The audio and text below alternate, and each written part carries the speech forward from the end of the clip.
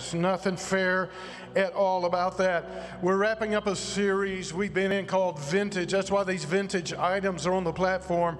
Things that some people would view as relics of the faith that are actually very foundational for us.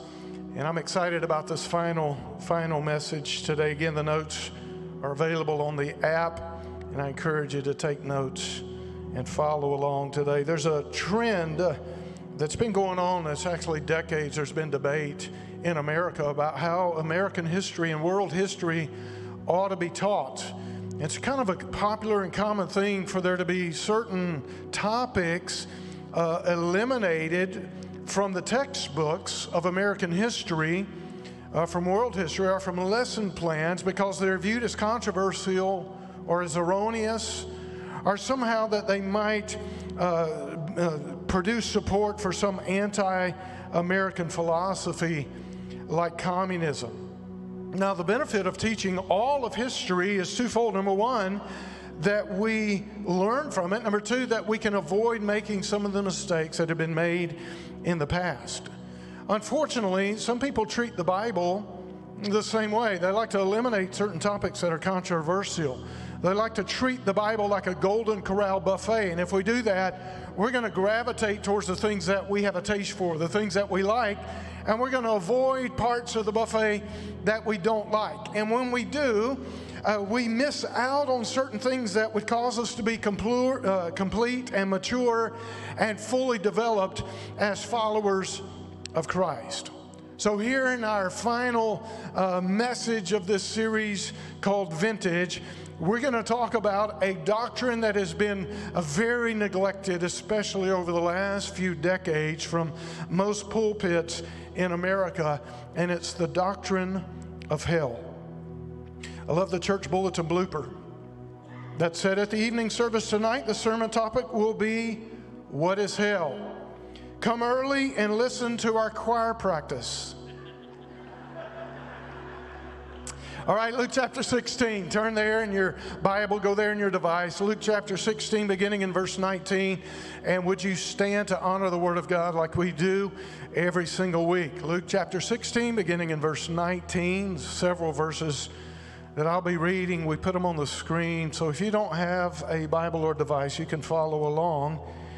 And it says this: there was a certain rich man who was clothed in purple and fine linen, and fared sumptuously every day. But there was a certain beggar named Lazarus, not the Lazarus that was raised from the dead after being dead for 4 days, a different Lazarus. It'd be like somebody named John. There's many different ones. This is a different Lazarus. This Lazarus was a beggar. He was full of sores. He was laid at his gate, desiring to be fed with the crumbs which fell from the rich man's table.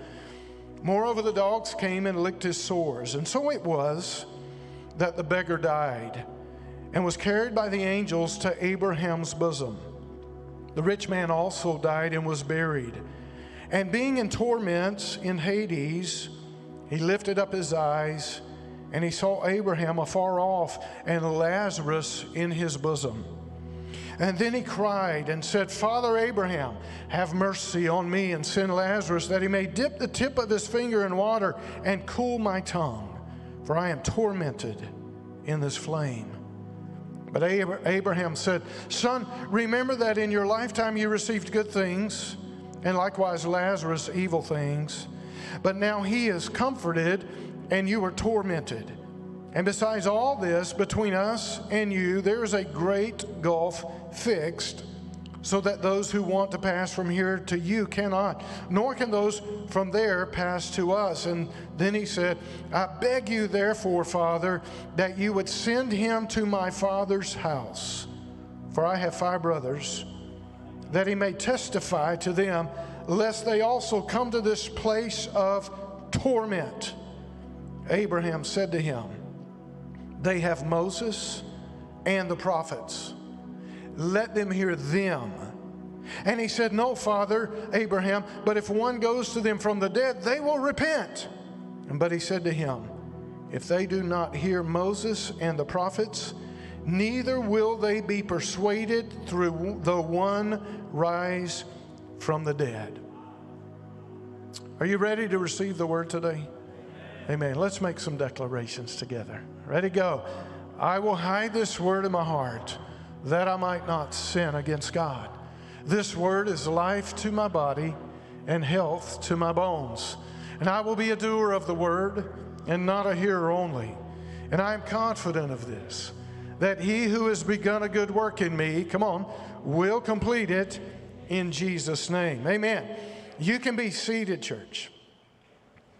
Now, a trend that we see, especially, as I mentioned before, in the past few decades, is a neglect of the doctrine of hell. A lot of people don't want to talk about it. You don't hear a lot of messages about it. It's interesting because when I was growing up, and I had the privilege of growing up in church, and I'm grateful for that. And I've shared openly with you that many of my worst hurts have come from the church, but also some of my greatest healings have come from the church. Can anybody testify to what I'm saying? So I was raised in the church, but I can remember as a child, I remember hearing so many messages on hell. I can remember hell being talked about much more than it is now. Now, the reality is that Jesus talked more about hell than he did heaven. In fact, Jesus mentioned hell 33 times in Scripture, in the Gospels. And so if his years of ministry were 3 years and a couple of months, it averages out to almost once a month that Jesus was preaching a message on hell, or that Jesus was talking about hell. The Bible itself speaks 167 times about hell, yet many people are distancing themselves from the topic or from any teaching about hell. Pew Research in 2015 said 72% of Americans believe in heaven, but yet only 58% believe in hell.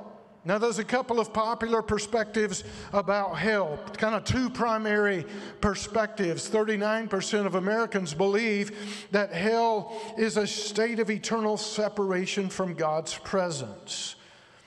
A second popular perspective, 32% of Americans believe that it's an actual place of torment and suffering where people's souls go after death.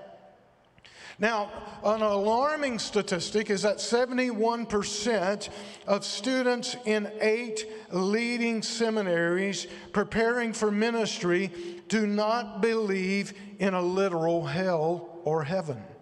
Let me say that again. 71% of students in 8 of the leading seminaries in America who are preparing for ministry do not believe in a literal heaven or a literal hell. Listen, if you don't believe in hell, you cannot believe in heaven, because Jesus taught about both. Ultimately now, heaven is being in the presence of God for all of eternity. And I don't know about you, but I'm looking forward to that. Like, I'm looking forward to being in the presence of God. We can't even fathom that. We can't even imagine what that's going to be like. But I cannot wait to experience being in His presence for all of eternity. And by the way, and we'll talk more about this in a moment, you can be 100% certain that you will spend eternity in heaven. You don't have to wonder. You don't have to roll the dice. You don't have to guess. You can be sure that you will spend eternity in heaven. Hell is being cast out of His presence for all of eternity. Neither can we fathom how horrible that would be, to be without His presence. Can you imagine? Now, some of you, I know you were hellions at one time in your life. Maybe still are. I don't know. And maybe you lived a reckless, wild lifestyle, and you lived thinking that you were away from the presence of God. And yes, to some degree you were, but listen, you still had people praying for you. The hand of God was still on you, and the presence of God was still around you, even when you were at your worst. So we really cannot fully know and understand what it would be like to be completely removed from the presence of God. Now, to fully understand hell, we cannot think of it as only a place of destination, but it's also a process. It's not just a place that people go. It's something that people become. Let me explain more clearly.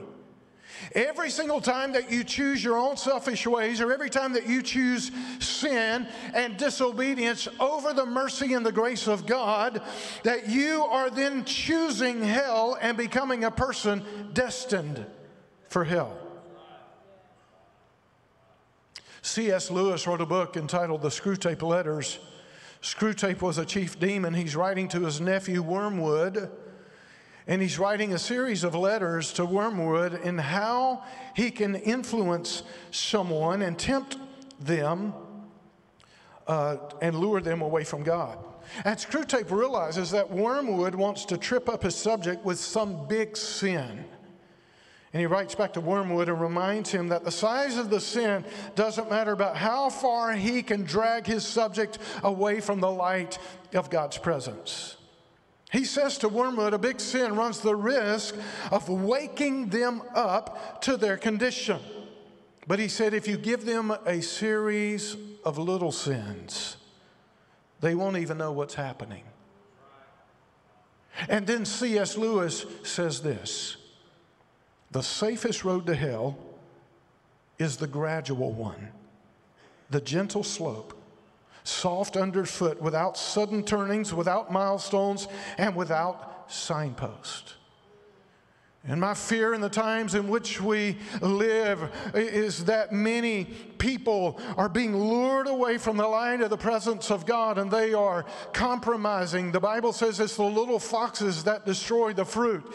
And there's these little compromises and these little acts of rebellion all along the way, and they don't realize that they're being sucked into a place of eternal damnation.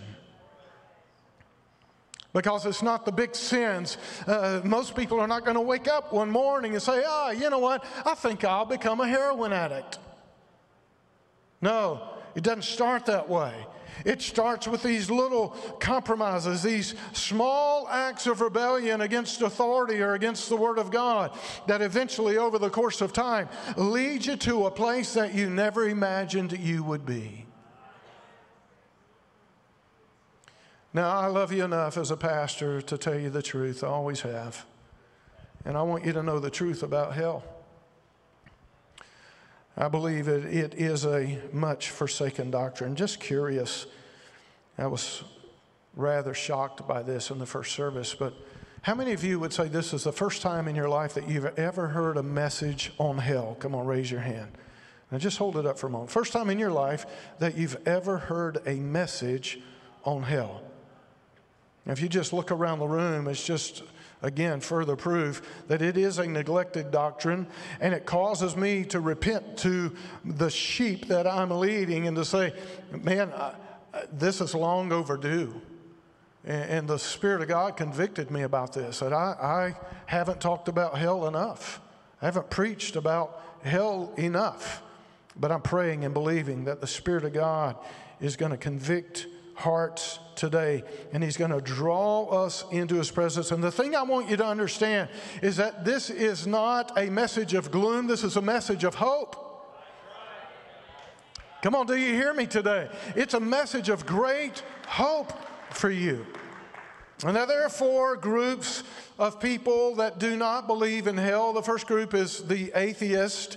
And the atheists say emphatically there is no God. You could throw agnostics into the same category, but agnostics are different than atheists. Agnostics don't say there's not a God. They just don't know. That word agnostic comes from the Greek word gnoski, which means to know. And so they just don't know. They're not 100% sure about whether there is a God or not a God. So they just say, we don't know if there's a God. But atheists make the statement. They say there is no God, and I think you could make a case and say scientifically it's impossible to be an atheist. Here's why. Because scientists say that the most intelligent, smartest person to ever lived has about 2% of all knowledge. Of all knowledge.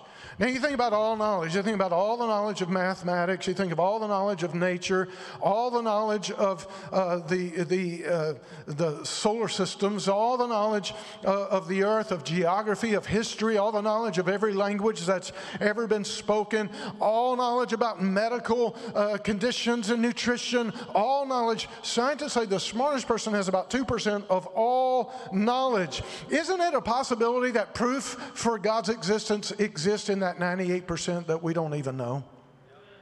So I think for an atheist that says emphatically there is no God, you could easily say, well, maybe the proof that there is a God, which I think there's plenty of proof in the 2% that we do have, or the 1%, or whatever it might be. For people like me, maybe a fraction of a percent of all knowledge. I think there's plenty of proof of the existence of God in that. But the Bible says that a fool has said in his heart, there is no God. A fool says in his heart, there is no God. The second group that says there is no hell are the annihilationists. Now, annihilationism is a kind of a growing trend. It's popular among Seventh-day Adventists, but it's really gaining popularity among evangelicals. And it's the belief that a person goes to hell, but they don't suffer in hell for all of eternity, but only for a set period of time. And then when that set period of time has ended, hell is annihilated. Hell ceased to exist. And a frequent objection to the eternality of hell by annihilationists is that it would be unjust for God to punish some unbeliever in hell for eternity for a finite amount of sin. In other words, let's say a person lived a sinful 70-year life. And they say, how could a just God sentence that person that lived 70 years and was sinful for 70 years to an eternity of suffering? So they question the eternality of hell, and they say, well, they're going to serve a set period of time based on how bad they were, but then when that time is over, hell will cease to exist. Now, the most convincing evidence for the eternality of hell is in Matthew 25, verse 46. It says, then they, the unsaved, will go away to eternal punishment, but the righteous to eternal life. Now watch. In this verse, the same Greek word is used to refer to the destiny of the wicked and the destiny of the righteous. So if the wicked are only tormented for an age or for a season, then the righteous will only experience heaven for a season. But if believers will be in heaven forever, unbelievers will be in hell forever. Here's a third group, ultimate reconciliationists. That group doesn't believe in the existence of hell, but they say everyone, including Satan, will be reconciled to God after serving a sentence in hell based on how bad you were. Hell is not viewed as a place of torment. It's viewed as a purifying place to prepare you for existence with God. In other words, everybody, including Satan, will be reconciled to God. That's their thought. That's their belief. Then the fourth group are the Universalists. The Universalists believe everybody's going to go to heaven. Everybody gets a free car. Everybody gets a free pass. Hitler gets a free pass. The 9/11 terrorists get a free pass. Everybody's going to heaven. Murders, everybody's going to heaven. And they take out of context the verse that says God is not willing that any should perish.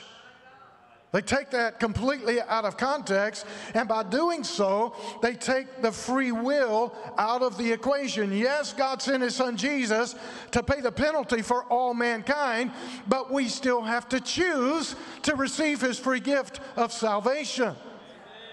And if we don't receive His free gift of salvation, there are consequences to that.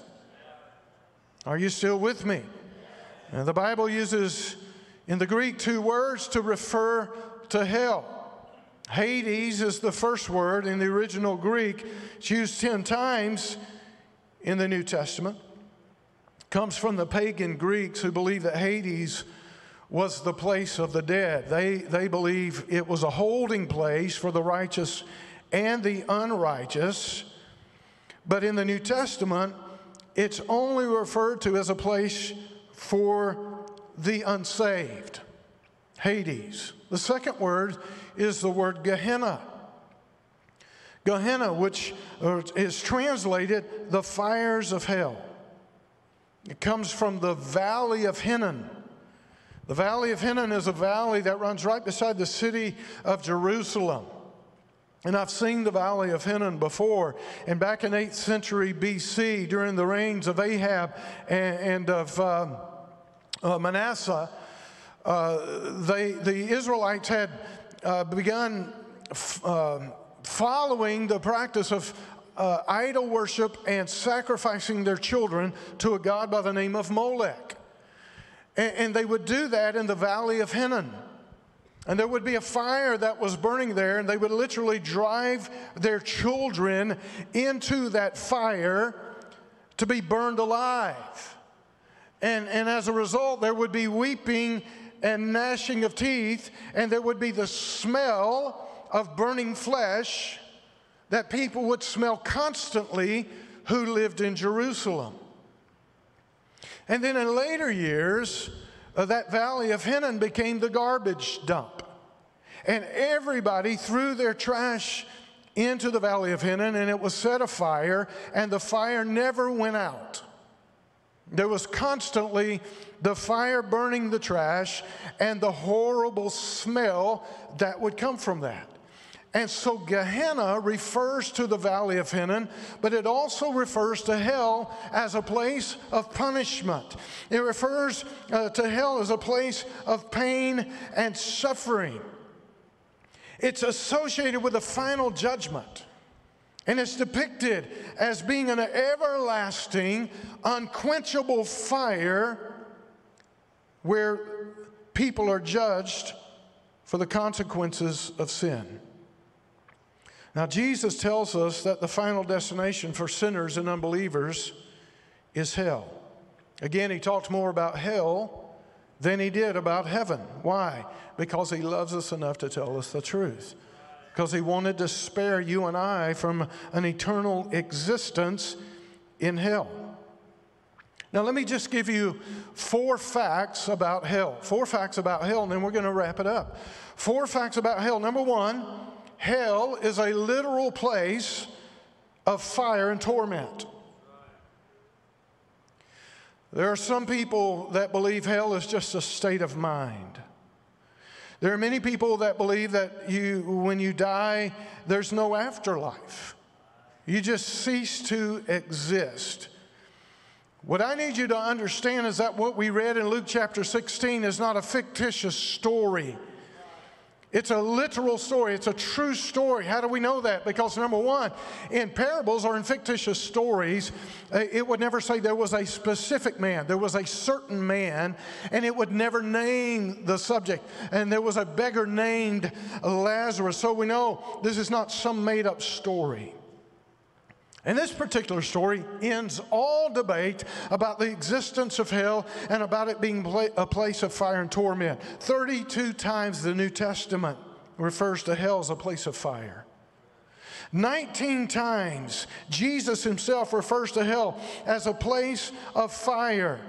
In the story that we read, and I didn't highlight it for you in the moment, but we found the word torment, or a version of the word torment, 4 different times. And in the Greek, that word torment has 3 different definitions. You know how now, if you look up a word in the dictionary, and there could be multiple definitions for that word, there are 3 different meanings for the Greek word that is translated torment that we read here in Luke chapter 16. The first definition of that word torment is an acute pain from debilitating disease. Torment.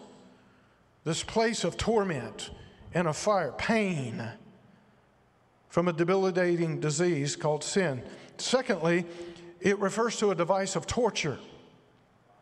Now think of this, pain and torture, and the third definition, fire that's hot enough to melt metals.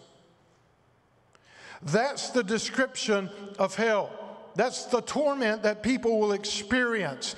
They will experience pain for all of eternity. They'll experience torture for all of eternity. They will experience fire with no relief for all of eternity. Now, let me just debunk a popular theory among people who say, well, if I end up going to hell, me and my buddies are going to just party for all of eternity. Let me tell you something.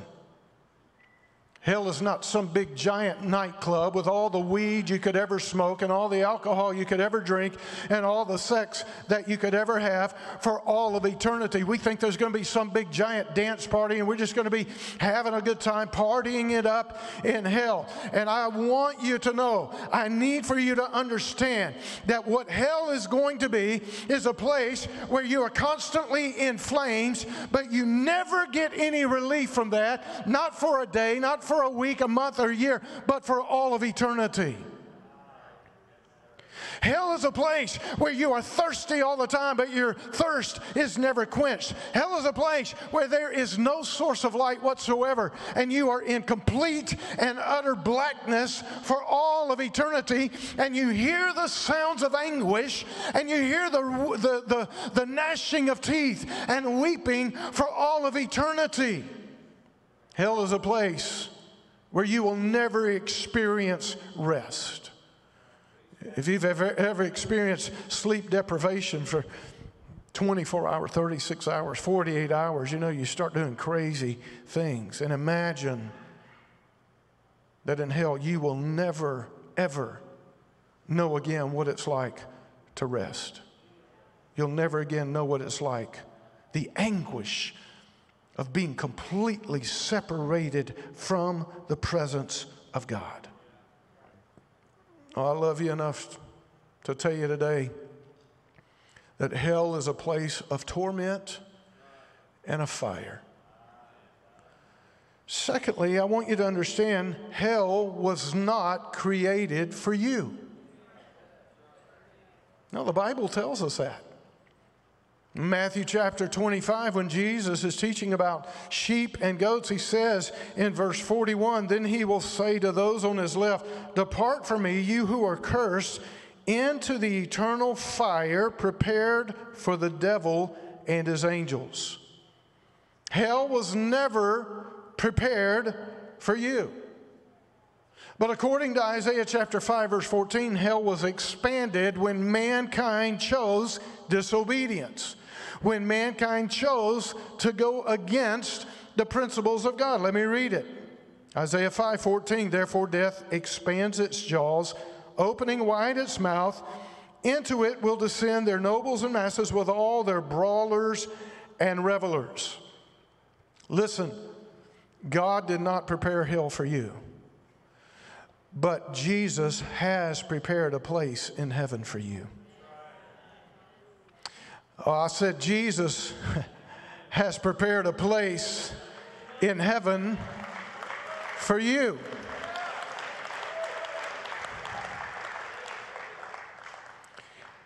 Here's the third thing. A lack of belief in hell does not change the reality of hell. I do not like the fact that every day, somewhere in the world, children literally starve to death. But it does not change that reality. I don't like the reality that war exists, but it doesn't change the reality. And you can say all day long, and some of you right now are tempted to just plug your ears and go la la la la la la la la la, because you don't want to hear the reality of hell. You don't want to hear that it's a place of torment. You don't want to deal with the subject of eternity. You just want to push it aside and say, well, I'm just going to live my life. And let me tell you something, that's exactly what the devil wants you to do. He wants you to just live your life and never think about eternity. But I'm saying to you today, if you're in the building or you're watching online, you need to think about eternity. Because there are consequences to disobedience. There are consequences to rebellion. There are consequences to living your own life. There are consequences to going your own way. And just because you don't believe in hell, because you don't want to hear the subject of hell, because you don't want to think about eternity, it does not change the fact that hell exists. It doesn't change the fact that those who do not turn from their sin, those who do not repent, and those who do not surrender their life to the Lordship of Jesus Christ will spend eternity in hell. That's the fact. That's the bottom line. I'm not talking about a one-time act where you come to an altar and you give your heart to Jesus and then you go live your life the way you want to live it. No. I'm talking about you surrendering to the Lordship of Jesus Christ and saying, Father, there's only one thing that can wash me from the inside out, and it's your blood. And I ask for your blood to come because I take responsibility for my mistakes. I take ownership of my rebellion. I'm the one who chose to party. I'm the one who chose to go outside of the boundaries and the guidelines of the Word of God when it comes to sex. I'm the one who chose to be greedy or prideful or angry. I'm the one who chose that. Yes, there might have been things that influenced me along the way, but ultimately, I'm the one responsible for my own actions. And so, Lord, I invite you into my life, and I'm choosing to walk according to your ways, not my ways. No, it's not a one-time act. It's a lifestyle of doing the best that you know how to do to follow what Scripture says, to follow Jesus. It's not about religion. Religion will never take you to heaven or spare you from hell. Steve Hill, the former evangelist, said many, many times, you can enter hell with baptismal waters still on your face. You can attend church every single week. You can memorize scriptures, give money in the offering, serve in some capacity, and fool a whole bunch of people, but it will not keep you out of hell. Religion will never do that. Are you hearing me today, church? It's about a relationship with Jesus Christ. And I told you there were 4 facts of hell. I've given you 3. Here's the last one.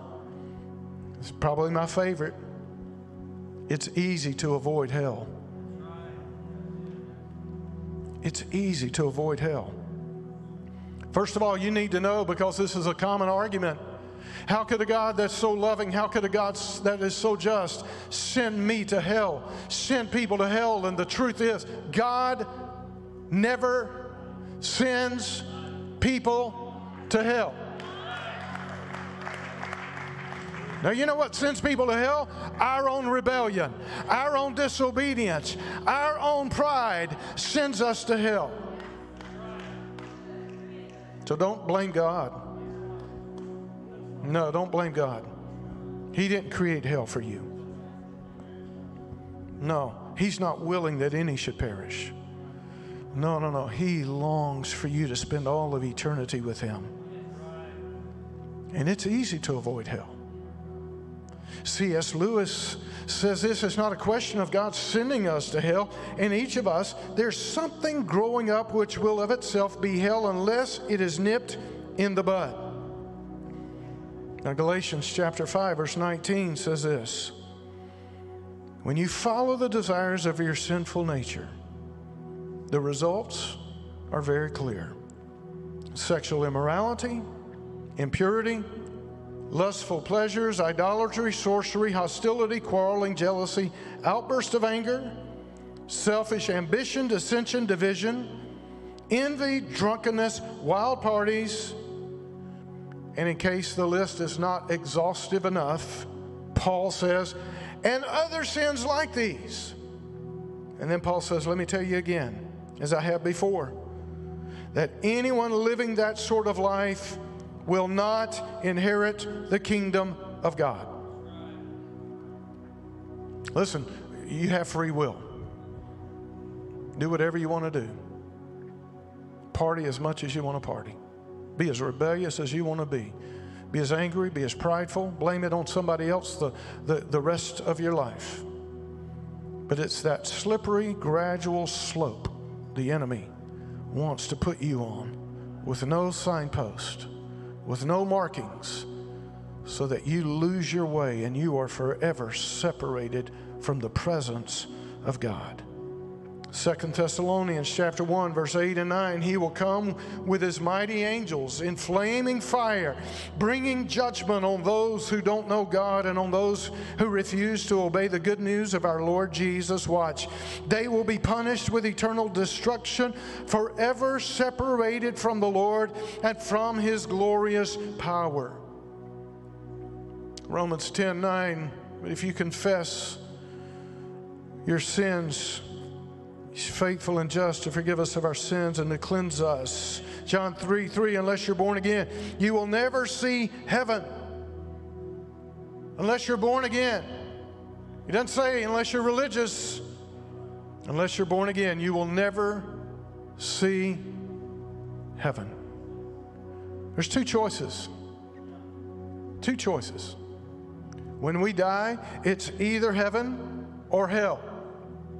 And the fact that you refuse to believe the reality of eternity does not change the fact of eternity. And listen, by the way, where you spend eternity is not determined by some lottery system. It's not determined by predestination. No, it's determined by the choices that you make. It's determined by whether or not you choose to receive the free gift. He's never going to force it on you or impose His weight on you, but He offers it to us day after day after day and says, I've given you a free gift of salvation so that you can spend all of eternity in heaven. And you don't have to wonder and guess and say, I don't know if I will. You can be 100% sure that if I die today, see, I love living with the knowledge that if I die today, I know that I'll spend eternity in heaven. I love living with that knowledge, and it's not because of my good deeds. Oh, quite the contrary. It was because of the precious blood of Jesus. But I don't have to guess. I don't have to wonder. I can know. You see, we're promised many things. Never tomorrow. And we don't know what's going to happen. I don't know how many more days I have on earth. I just want to know when my time comes, I'm going to spend all of eternity with Him. So it boils down to our choices. You don't have to wonder. You don't have to guess.